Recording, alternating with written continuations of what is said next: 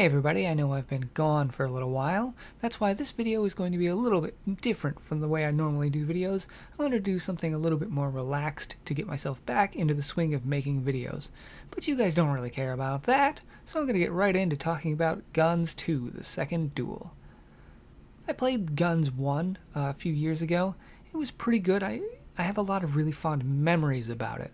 I played it a lot as a kid, and it had a lot of really interesting mechanics that it went with. It was doing this John Woo Matrix action movie sort of thing where you could run along walls while still being a first-person shooter, and having all the sort of arena shooter type mechanics was a little faster than, say, your Call of Duty or any of those other games, and it was a little bit smaller, more packed. I'd say, I don't really remember how many players you could have, but I think it was something like five on five, that kind of sort of intimate fighting experience. And that's part of what makes me sad about Gunz 2. They lost a lot of that style. Now, instead of, when you double tap in one direction, your dodge being you flung yourself backwards while still being able to shoot in front of you, that kind of thing.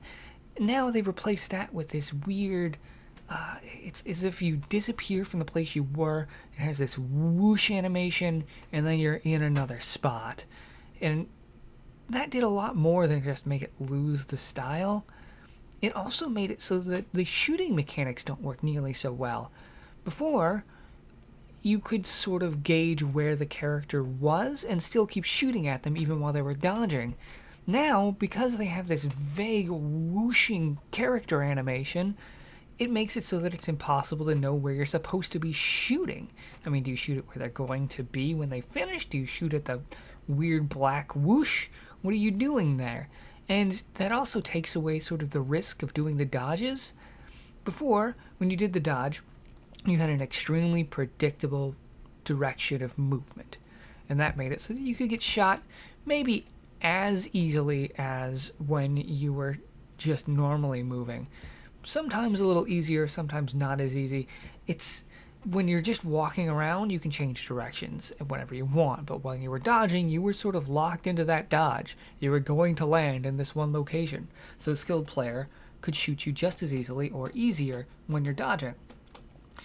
The other thing that this sort of removed is, in the last game, when you did a wall run, mind you, it was sort of action movie-esque, so it was as though gravity affected you much less than it does in the real world.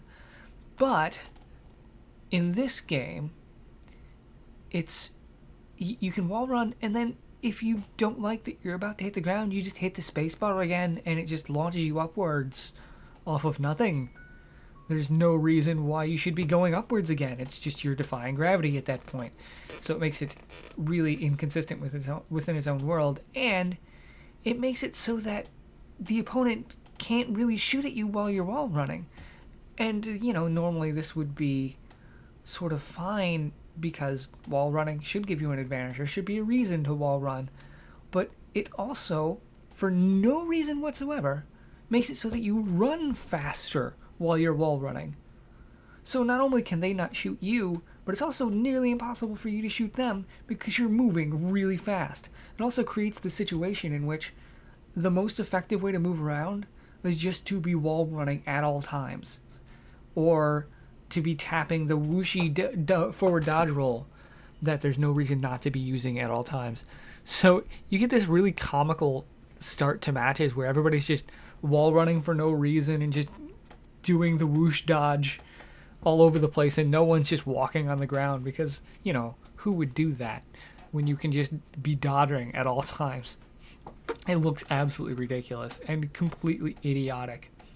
And that's not really my only complaint. Right when you start up the game, you have to select a class without any context. I mean, they give you a little short write-up of the character, and they show videos of the character running around doing its thing.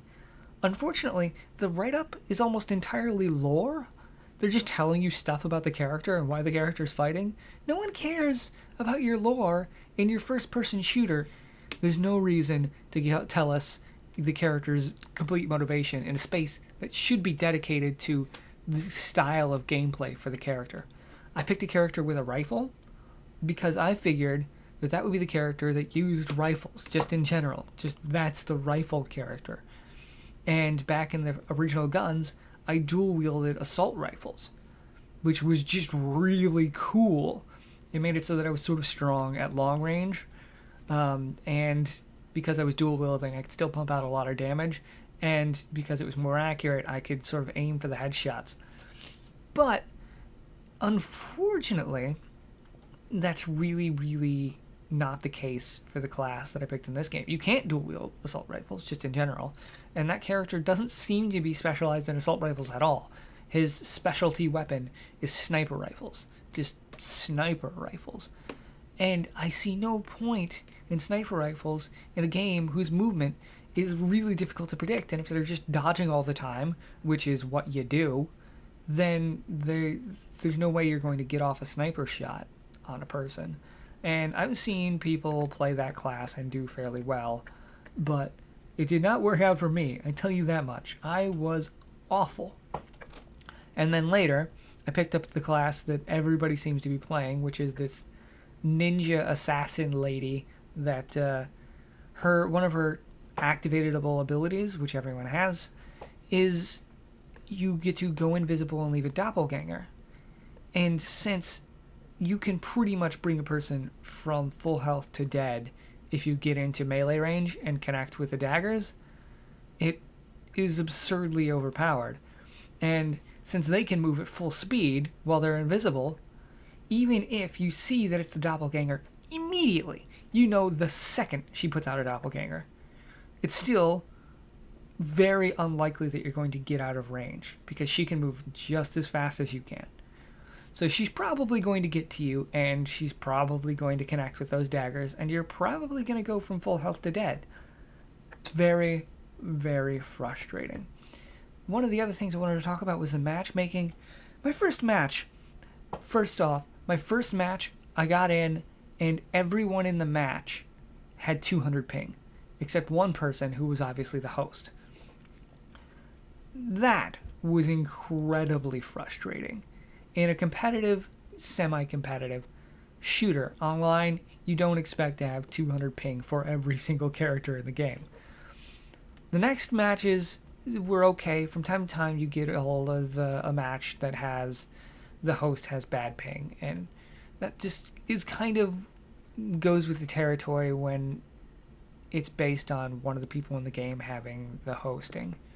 It's just something that's going to happen, but it's very frustrating for a game like this, for a very fast-moving sort of first-person shooter, especially if you picked the class that has a sniper rifle to try and play that way.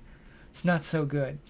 But beyond that, the balancing between classes is just atrocious.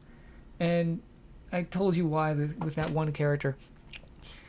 You may not understand, it's like 3 out of every 4 people are playing that character.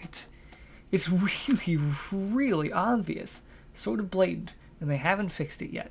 So hopefully they will go ahead and repair that one. I'm not really sure how much hope you can place on that.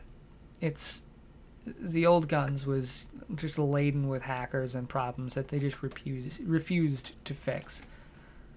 But I think I've given you a pretty good idea about whether or not to play the game. I haven't given you much of what's good about it. It is really fun when you're doing well.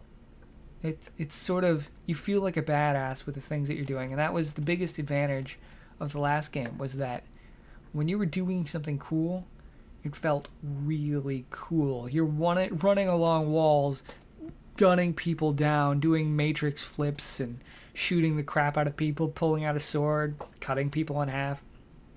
It was very refreshing. This game has lessened that to a great degree because of the silly animation choices. The whooshes, instead of just figuring out how to animate somebody diving backwards and shooting between their legs. I cannot understand why they would have gone with that. But I think if you're looking for this kind of intense, fun action in a multiplayer game, I think you just gotta look somewhere else. And it's sad because this is a kind of space in action games that isn't being filled by anything. Nothing is doing the crazy Matrix action first-person shooter thing. And I think that there is a niche market for it somewhere. I mean, just judging on how many people are playing this game, the matchmaking is pretty quick, and there's a lot of people in the matchmaking. So you'd think there's got to be people who want this kind of game. But this isn't it, guys. You got to go somewhere else. You got to find somebody else to make that game, because this kind of sloppy game design is just inexcusable. This has been 80 Proof Gaming, and thanks for watching, guys.